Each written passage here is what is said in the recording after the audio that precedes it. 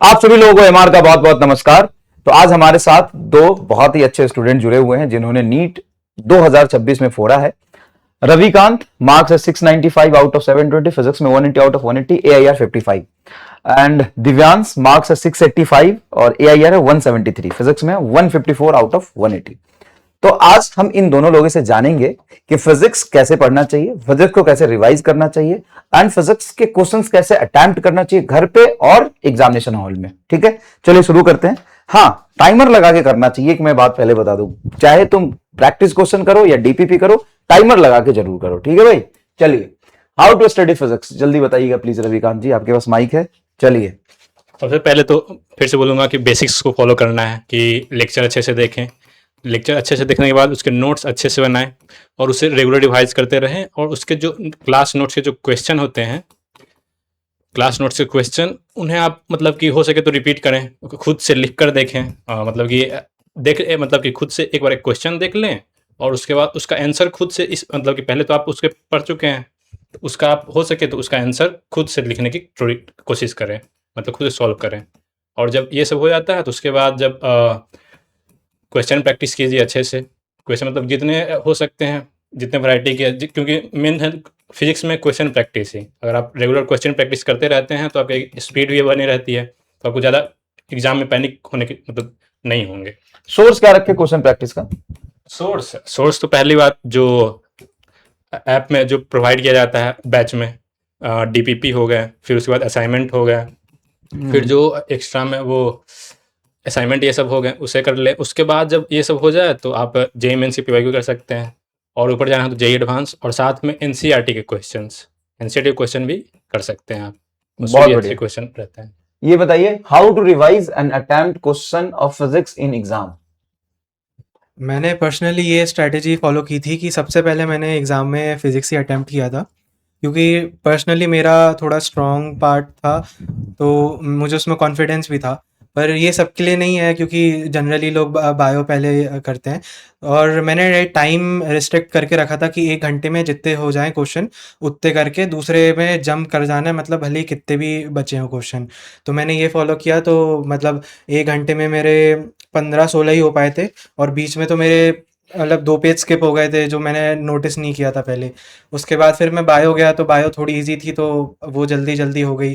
फिर केमिस्ट्री भी मुझे पर्सनली ईज़ी लगी थी, तो वो भी हो गई। फिर उसके बाद मैं एंड में फिज़िक्स में वापस आया, तो मतलब फिर उसमें सारे धीरे-धीरे क्वेश्चन होने लगे, जो पहले नहीं बन रहे थे। उसके बाद रिवीजन में मैंने ये किया था कि मैंने अपने खुद के शॉर्ट नोट्स बनाए थे, जो मतलब डिटेल्ड भी थे पर शॉर्ट भी थे। तो उसमें मेरा कभी भी कुछ भी टेस्ट होता था या कुछ भी होता था, तो मैं बस उसको पढ़ के चले जाता था, तो पूरे सारे कॉन्सेप्ट्स मेरे क्लियर हो जाते थे और रिवाइज हो जाते थे। और क्वेश्चंस भी ऐसे कुछ क्वेश्चंस थे मैंने जो नोट्स में लिख के रखे थे, जो थोड़े टफ थे, स्पेशल थे, तो वो स्पेशली मैं रिवाइज कर लेता था बार बार, ताकि ऐसा कुछ टफ घुमा के क्वेश्चन आए तो वो बन जाए मेरे से। और टाइम कैसे मैनेज करते थे? टाइम मेरा तो पर्सनली टाइम का इतना दिक्कत नहीं आता था, क्योंकि मेरा जल्दी-जल्दी हो जाता था सब। फिज़िक्स भी मतलब जनरली 45 टू 50 मिनट्स में हो जाता था। फिर बायो तो जल्दी हो ही जाता था, और केमिस्ट्री में भी जल्दी हो जाता था, तो मुझे टाइम का मतलब कभी भी इतना ज़्यादा दिक्कत आया नहीं है। ठीक है, रविकांत बाबू और कुछ आप जोड़ना चाहेंगे? वही मतलब कि रिवाइज करने का भी दो तरीका होता है। पहला तो आप क्वेश्चन प्रैक्टिस कर सकते हैं, तो क्वेश्चन प्रैक्टिस रिवाइज कर सकते हैं जो पहले हो चुका है, या फिर कुछ नए क्वेश्चन कर सकते हैं। और दूसरा होता है कि जो नोट्स हैं वो देख सकते हैं। तो मतलब कि अगर आपको लग रहा है कि थोड़ा थ्योरी बेस्ड थोड़ा कमजोर हो रहा है, तो आप नोट्स देख लीजिए और साथ में एनसीईआरटी देख लीजिए। वो अगर थ्योरी रिवाइज करने की ज़रूरत है तो मतलब कि, और अगर मतलब लग रहा है कि थ्योरी तो मेरा हो जा रहा है लेकिन क्वेश्चन मतलब कि क्वेश्चन नहीं बन रहा है, तो उसका एक ही मतलब कि सॉल्यूशन है कि आप क्वेश्चन प्रैक्टिस कीजिए। मतलब कि जितना ही आप क्वेश्चन प्रैक्टिस करते जाइएगा, वैसा क्वेश्चन जितना ही आप सॉल्व कीजिएगा, वैसे क्वेश्चन मतलब कि आपको ईज़ी लगने लगेंगे। और उसके बाद बात आती है कि अटेम्प्ट कैसे करें एग्ज़ाम को। तो और हाँ, रिवाइज़ करने में भी एक और चीज़ जोड़ना चाहूँगा कि पहले तो आप ये डिसाइड कर लें, जैसे कि आप क्वेश्चन बनाते हैं तो कुछ आपको टफ लगते हैं, कुछ ईज़ी लगते हैं। तो आप ये कर सकते हैं कि जो टफ लगते हैं उनके लिए आप एक एरर बुक बना लें अलग से, या फिर उसमें ही आप मार्क कर लें। और हो सके मतलब कि ऐसा हो कि जब टेस्ट हो या फिर कुछ हो, तो आप अगर टाइम नहीं है तो सिर्फ वो क्वेश्चन देख लें जो टफ है या फिर जो नहीं बना आपसे पहली बार में। इससे आप मतलब कि अपने जो भी है वीक टॉपिक्स को मतलब क्लियर कर सकते हैं। और उसके बाद आते हैं कि अटेम्प्ट कैसे करना है एग्ज़ाम को, मतलब तो पहली बात तो मैं बायो पहले करता था, बायो के बाद केमिस्ट्री के बाद फिज़िक्स। तो बायो में मेरा जनरली मतलब कि इस बार जो रीनीट और नीट में हुआ है, वहाँ पे मेरे 35 मिनट लगभग बायो हो गए थे। मतलब कि अच्छे खासे टाइम हो गए थे, 35 मिनट, और मतलब कि मैक्स टू मैक्स 10 मिनट मान लेते हैं ओएमआर बनने में, मतलब कि 45 मिनट में मेरा बायो कंप्लीट, और लगभग 45 मिनट में मैंने केमिस्ट्री भी कर लिया था। तो बचे मेरे पास लगभग 1.5 घंटे के आसपास। और तो 1.5 घंटे में मैंने मतलब कि जो भी पहले देखा कि क्वेश्चंस मतलब कि जनरली तो मतलब कि थोड़े लेंदी टाइप से क्वेश्चन। तो पहले तो मन को पहले मैंने शांत रखा कि हाँ, क्वेश्चन लेंदी मतलब क्वेश्चन टफ टफ जैसे कि क्वेश्चन टफ का मतलब बहुत से तरीके होते हैं कि टफ कैसे कहेंगे। पहले चीज़ तो लैंग्वेज लेंदी कर देंगे, या फिर कभी-कभी ऐसा होता है ना कि लास्ट में जैसे कि क्वेश्चन लगता है कि हमें कि यही पूछ रहा है, मतलब कि हम वैसा क्वेश्चन पढ़ चुके हैं, लेकिन क्या होता है कि लास्ट में कुछ और पूछ देते हैं, या फिर वो रेशियो में भी कभी-कभी उल्टा कर देते हैं। वहाँ से कहीं न कहीं मार्क्स में थोड़ा डिफर आ जाता है। तो आपको जो मतलब कि अंत तक आपको वो क्वेश्चन पढ़ना है। वहाँ से आप मतलब कि जो आपके सिली कैलकुलेट मिस्टेक, करना है हाँ, क्वेश्चन। यहाँ से आपके मतलब कि आप वहाँ से जो आपको लगता है कि ये कैसे गलत हुआ, जो मतलब कि सिली मिस्टेक्स आप अवॉइड कर सकते हैं वैसे।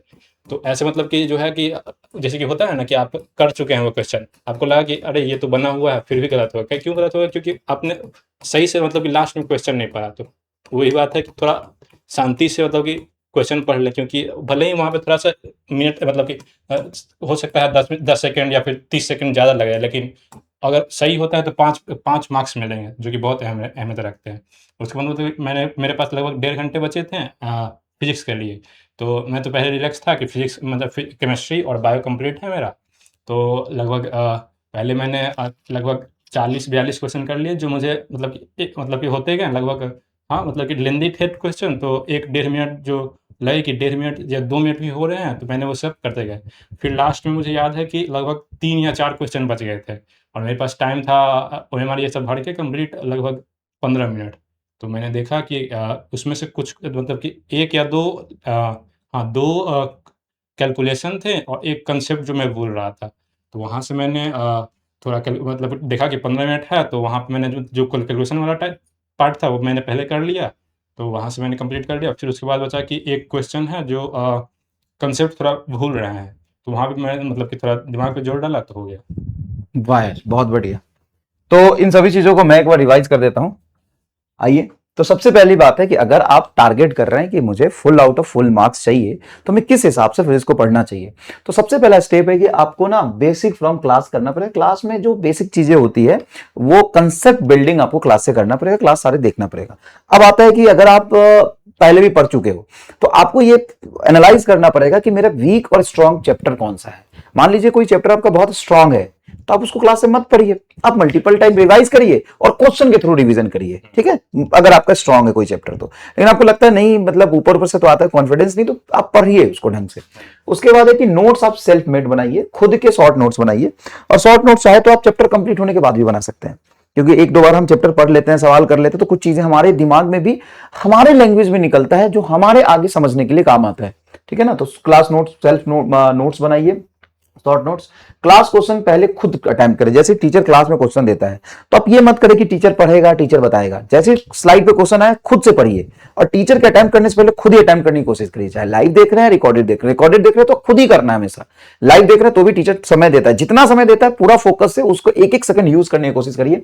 और क्वेश्चन प्रैक्टिस करिए। क्वेश्चन प्रैक्टिस करने के लिए जो आपको संघर्ष असाइनमेंट मिलता है क्लास में, वो संघर्ष असाइनमेंट करिए, डीपीपी करिए, जेईई मेन के पीवाईक्यू करिए, है ना, चैप्टर वाइज उठा लीजिए जेईई मेन के पीवाईक्यू, वो करिए। और एनसीईआरटी क्वेश्चन बेटा मस्ट है, जैसा कि भाई ने बताया, एग्जाम्पलर और एक्सरसाइज के क्वेश्चन मस्ट है। लेकिन ये मस्ट का मतलब ये नहीं कि क्लास से पहले कर लो।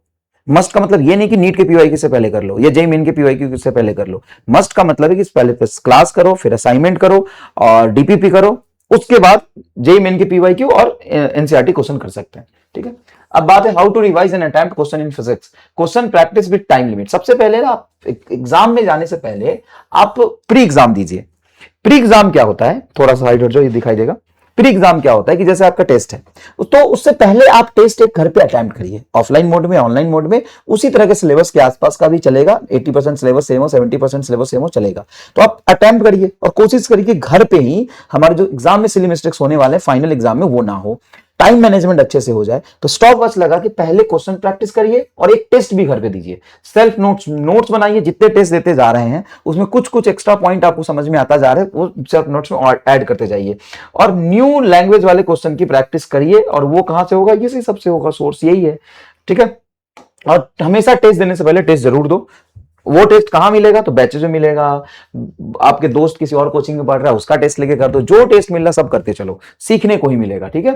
थ्योरी, अब रिवीजन की बात करते हैं, तो रिवीजन दो तरह का होता है, एक थ्योरी का और एक होता है आपका क्वेश्चन का। थ्योरी का रिवीजन कैसे करना है, तो आप नोट्स करिए, थ्योरी का रिवीजन हो जाएगा।